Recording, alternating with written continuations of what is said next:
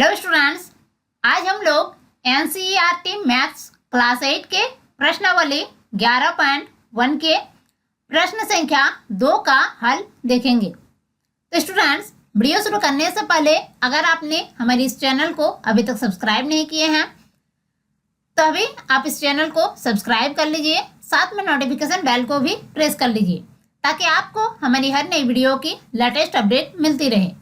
तो चलिए वीडियो शुरू करते हैं। प्रश्न संख्या 2 में कहा गया है, श्रीमती कौशिक के पास चित्र में दर्शाए गए मापों वाला एक वर्गाकार प्लॉट है। वह प्लॉट के बीच में एक घर बनाना चाहती हैं। घर के चारों ओर एक बगीचा विकसित किया गया है। 55 रुपया प्रति वर्ग मीटर की दर से इस बगीचे को विकसित करने का व्यय ज्ञात कीजिए। यहाँ पर एक चित्र दिया हुआ है। श्रीमती कौशिक के पास इस चित्र में दर्शाए गए मापों वाला एक वर्गाकार प्लॉट है। वह प्लॉट के बीच में एक घर बनाना चाहती हैं और घर के चारों ओर एक बगीचा विकसित किया गया है। 55 रुपया प्रति वर्ग मीटर की दर से इस बगीचे को विकसित करने का व्यय ज्ञात करना है। तो स्टूडेंट्स, सबसे पहले हम इस प्रश्न को ठीक से समझेंगे, उसके बाद हम इसे हल करेंगे। तो श्रीमती कौशिक के पास इस तरह का एक वर्गाकार प्लॉट है और इस प्लॉट का प्रत्येक भुजा का माप है 25 मीटर। चूंकि यह एक वर्गाकार प्लॉट है इसलिए इसके प्रत्येक भुजा का माप जो है वह समान है और प्रत्येक भुजा का माप है 25 मीटर और वह इस प्लॉट के बीच में इस तरह का एक घर बनाना चाहती है और घर की लंबाई है 20 मीटर और चौड़ाई है 15 मीटर और घर के चारों ओर एक बगीचा विकसित किया गया है। 55 रुपया प्रति वर्ग मीटर की दर से इस बगीचे को विकसित करने का व्यय ज्ञात करना है। सबसे पहले हमें बगीचे का क्षेत्रफल निकालना पड़ेगा, उसके बाद हम इस बगीचे को विकसित करने का व्यय ज्ञात करेंगे। तो हमारे पास पहले से एक चित्र दिया हुआ है। यह चित्र हमने आपको समझाने के लिए बनाए, इसलिए इस चित्र को हम यहाँ से हटा देते हैं और हम जो पहले दिया हुआ है उसी चित्र से प्रश्न को हल करेंगे। इसे हम हटा देते हैं। यहाँ पर एक चित्र दिया हुआ है, इसी से हम प्रश्न को अब हल करते हैं। तो अब हमें बगीचे का क्षेत्रफल निकालना पड़ेगा। तो बगीचे का क्षेत्रफल हम किस तरह से निकालेंगे? जब हम इस वर्गाकार प्लॉट के क्षेत्रफल में से इस घर का क्षेत्रफल घटा देंगे तब हमारा बगीचे का क्षेत्रफल प्राप्त हो जाएगा। तो सबसे पहले हम वर्गाकार प्लॉट का क्षेत्रफल निकाल लेते हैं।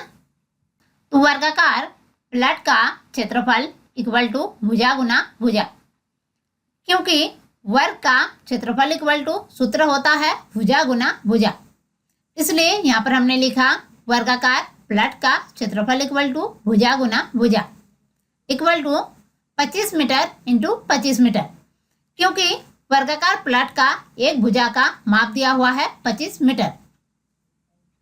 जब हम इसे हल करते हैं तो हमारा प्राप्त होता है 625 मीटर स्क्वायर। यहाँ पर हमारा वर्गाकार प्लॉट का क्षेत्रफल निकल गया। अब हम घर का क्षेत्रफल निकालेंगे।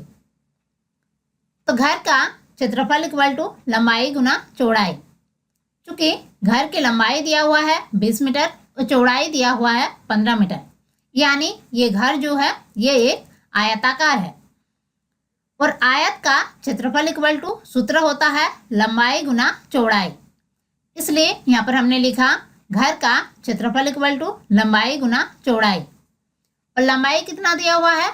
लंबाई है 20 मीटर और चौड़ाई दिया हुआ है 15 मीटर, इसलिए यहाँ पर हम लिखते हैं equal to 20 metre into 15 metre. जब हम इसे हल करते हैं तो हमारा प्राप्त होता है 300 मीटर स्क्वायर। अब हमें बगीचे का क्षेत्रफल निकालना पड़ेगा। तो बगीचे का क्षेत्रफल इक्वल टू, बगीचे का क्षेत्रफल किस प्रकार से प्राप्त होगा? इस वर्गाकार प्लॉट के क्षेत्रफल में से जब हम इस घर का क्षेत्रफल घटा देंगे तब हमारा बगीचे का क्षेत्रफल प्राप्त हो जाएगा। तो इसलिए हम यहाँ पर लिखते हैं बगीचे का क्षेत्रफल इक्वल टू प्लॉट का क्षेत्रफल माइनस घर का क्षेत्रफल। तो प्लॉट का क्षेत्रफल यहाँ पर निकला है 625 मीटर स्क्वायर और घर का क्षेत्रफल निकला है 300 मीटर स्क्वायर। इसलिए यहाँ पर हम लिखते हैं 625 metre square minus 300 metre square. और जब हम इसे हल करते हैं तो हमारा प्राप्त होता है 325 मीटर स्क्वायर। यानी बगीचे का क्षेत्रफल हमारा कितना निकल गया न 325 मीटर स्क्वायर।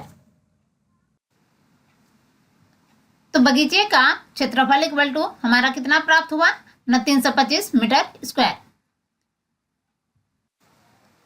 तो 1 मीटर स्क्वायर बगीचा विकसित करने का खर्च कितना दिया हुआ है न 55 रुपया। इसलिए 325 मीटर स्क्वायर बगीचा विकसित करने का खर्च कितना होगा न 55 गुना 325। यानी 1 मीटर स्क्वायर बगीचा विकसित करने का जो खर्च है उसको हम टोटल बगीचे का क्षेत्रफल से गुना कर देंगे। तो यहाँ पर हमारा प्राप्त होगा 55 गुना 325। जब हम इसे हल करते हैं तो हमारा आता है 17,875 रुपये।